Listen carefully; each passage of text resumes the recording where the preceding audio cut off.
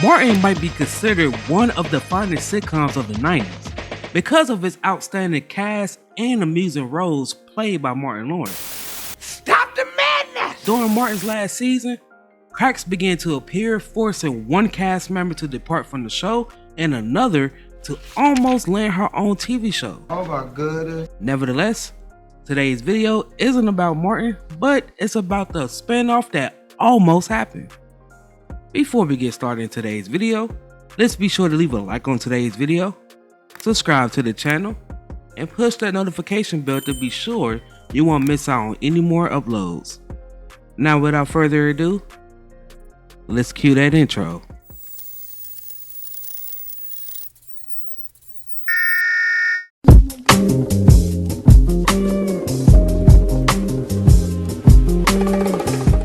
Martin, as one of Fox's flagship shows, provided numerous laughs in many homes.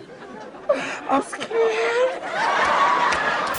Martin's 5th season aired in the fall of 1996 with an average audience of little more than 6 million viewers.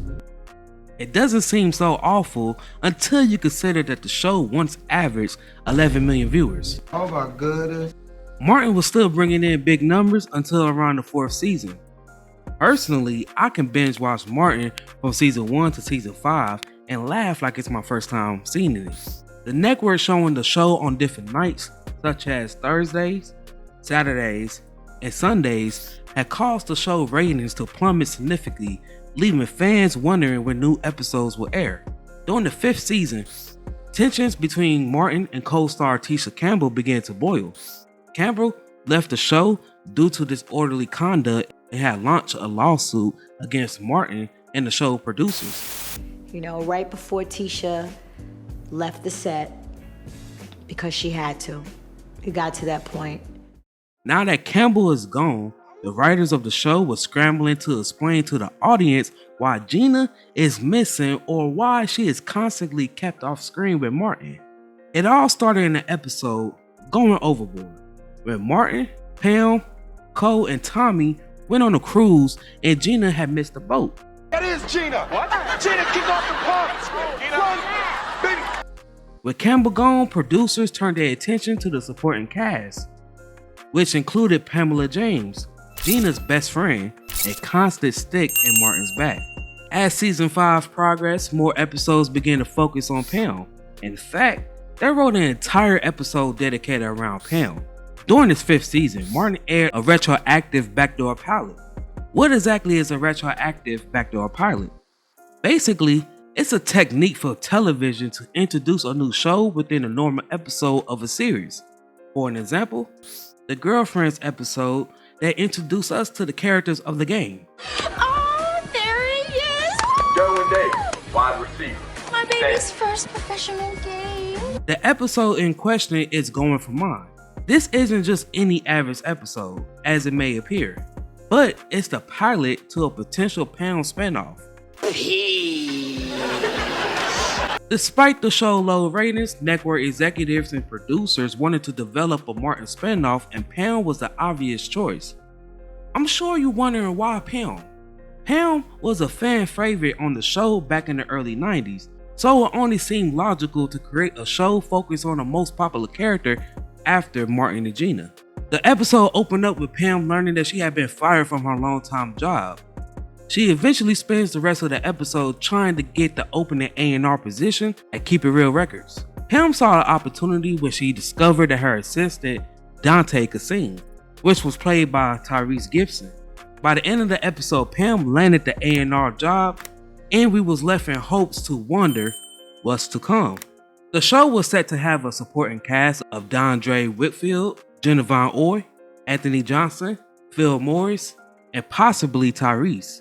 This would have introduced several characters into the Martin universe. So now, that leaves us with this question. Why the show never aired? Tashina Arnold said in a 2017 interview, network changed their minds all the time. And they changed their mind. There's a lot of great shows, and there's a lot of great pilots that was never picked up. Back then, it was like, oh yeah, this is great. It would be a no-brainer, but you know, that's how fickle the industry is. You never know. There's no specific reason that I was given as to why it wasn't picked up, but it's just one of those things. It could have been anything. Could have been budget. It could have been they changing the lineup. Could have been anything. The show was going to be called Going For Mine, and they even had an intro created.